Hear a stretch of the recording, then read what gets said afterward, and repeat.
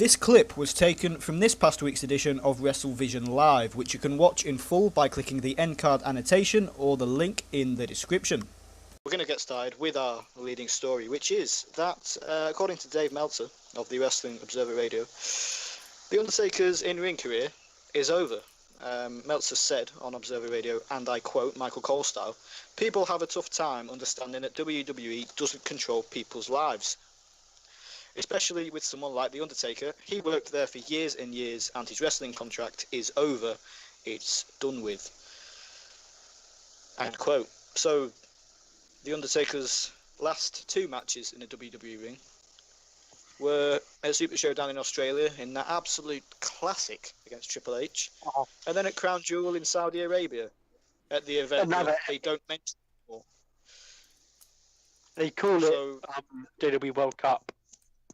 WWE World Cup. The only time Crown Jewel got mentioned in the last couple of months was when JBL meant to say the greatest Royal Rumble. That is true. But yeah, so this is sort of following on from last week, because last week we led with the news that Undertaker had sort of removed all WWE references from his social media. He'd sort of been pictured at Impact events and stuff like that with Eli Drake. And that was all sort of rumour and hearsay at the time. It was all sort of like, oh, it seems like he's phasing himself out. Yeah, this explains all of that now. Yeah, this is sort of the confirmation of that. And he has been confirmed for the StarCast 2 event, which takes place the night before and sort of in conjunction with AEW Double or Nothing. So, yeah, Undertaker's WWE career is done. First of all, we'll get into a bit of an in-depth discussion about Undertaker, I think, because I think he deserves it. He doesn't really deserve just a glossing over. The Undertaker, possibly the greatest wrestler of all time. Not wrestler, but performer and entertainer in WWE. I Overall, wouldn't. sports entertainer. Yes, sports entertainer. Wrestler, I wouldn't say, but sports entertainer overall, I'd agree. Yes. Yeah. Most recognizable as well. Yeah. Yeah. I think. And until now, sort of most in character. Sort of like he kept that mystique for. Except Ric Flair, but he's always in character. But don't mention that name. We're not ready to move on yet. No, but you're right. Yes, I don't think his in-ring career is finished. I think there's going to be one more match, but not this year. I think they're going to give him a send-off, but a real one, and not just hey, he's done. But yeah, it's. Do we think his next match will be in WWE? Yes. 100%. I think. I don't think he'll wrestle in another company. Nope. Never. He'll show up at like your local backyard indie fed who for someone down 25 grand ain't gonna afford to pay for him. He is at StarCast, but he won't be appearing at Double or Nothing. Who knows? And I believe he will be wrestling this year, just not at WrestleMania, but for sure at a Saudi event. For 100%. It was reported last week as part of like the sort of hearsay side of things that he wasn't actually scheduled for the Saudi event. Obviously, that can change. He can easily be scheduled in the future. I believe that is going to be changed because. In fact, no one is scheduled for a Saudi event right now. No one is scheduled for the Saudi event. If the Saudi prince, that's true. If the Saudi prince calls you up and wants you, you're going. Yes, absolutely. And I also believe that he will be getting a bigger send-off than just, well, I'm off now. I'm now having Twitter and Instagram. I will never be appearing on WWE program again. That's just not going to happen. I think it's not. I think the perfect end for him would have been after his loss to Roman Reigns. I think that would have been the perfect end. I don't think he should have came back, but it's him. He can do what he wants. It happens. He will, even if he's not going to wrestle again. I think he's going to have a big appearance again, and I don't think, like Meltzer said, his WWE career is over. in-ring wise, maybe, but not Yeah, WWE so in total.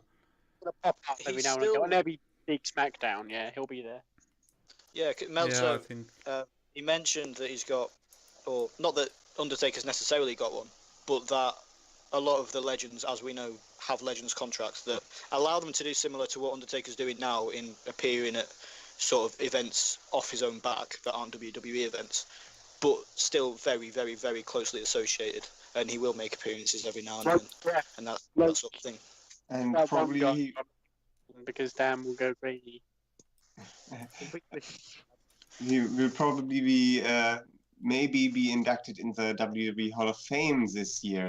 At least it's the rumor. And We talked well, about that last among week. with others, he might even headline the Hall of Fame. There's also an We'll see. article on the WrestleVision website where you can read about 5 potential headliners for the Hall of Fame this year. A link to that website is in the description. And who wrote that article then? But yeah, I think Roman beating Undertaker was the right finish. Maybe Roman wasn't the right person, Not but at that time, yes, after it happened, it was the right time. yes. Like if you look at it before that happens, you would say Roman shouldn't be the guy to retire him. But as it played out, It was. that should have been it. But Really. to be honest, I think the only perfect time for Undertaker to really retire before the Roman Reigns match was WrestleMania 30 against Brock. After I that, agree. I think that would be the 100% perfect time, but that's. I think he should have finished there as well. Again, it's a case of it shouldn't have been Brock Lesnar, but it was. I think And it's who else but Brock Lesnar? Even right now, who else but Brock Lesnar? I mean, I think that's Brock a very Lesnar good was question. the perfect person, but yeah, no. Well, in 2010, I believed it could have been Wade Barrett, but that changed. There's so many different ways that it could have gone. I think with Taker especially, we're always going to say that would been have perfect. That would been have great. I don't know. That would be the perfect thing or time to go. Especially. I mean, we're saying now that we don't think this is going to be his last match. What should be his last match? How should they go about that? If Kane. they do another one? Maybe people won't like it, but I think the perfect. I don't know how the story would play out or how they would do it, but I think it should be Kane, and Yeah, then maybe- they both ride off. I Yeah, think. maybe as a double retirement, yes. Yeah, I think that would be the perfect way because Undertaker introduced Kane to the WWE really, and both their mystiques kind of grew at the same time.